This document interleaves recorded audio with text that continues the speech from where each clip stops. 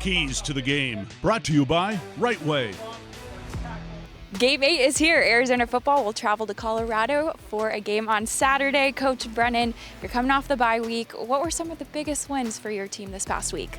Well, the cool thing, obviously the football is really, really important. So, a lot of fundamental work, a lot of blocking, tackling, just getting back to doing some of the individual and everyday drill stuff that you sometimes get away from in season just because you're so busy with preparation for the next opponent and the next scheme and what you're trying to get done on game day.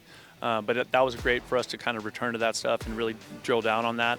And then also our players did a bunch of great stuff in the community, right? So we did a project with Kids of Steel, and that was always our close affiliation with that organization has been really, really positive for our team.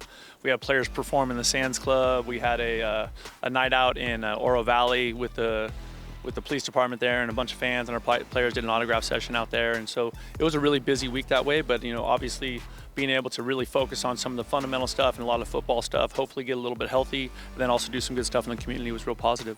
Great balanced week that way. You said too going into the week that run defense was going to be a focus. What did you see from your team and that concern in practice? Well, I think part of that, kind of getting back to the fundamentals, we did a lot of work on tackling. We felt like we missed too many tackles against Houston, and that really impacted the outcome. And so that's something that we had to really drill down on. And I think our players have done a great job of embracing that and understanding how important it is, and then really attacking the work necessary to help us be better in that way on Saturday night. And then in terms of game planning, what have you seen from this Colorado team, and what's your scouting report on them headed into this matchup?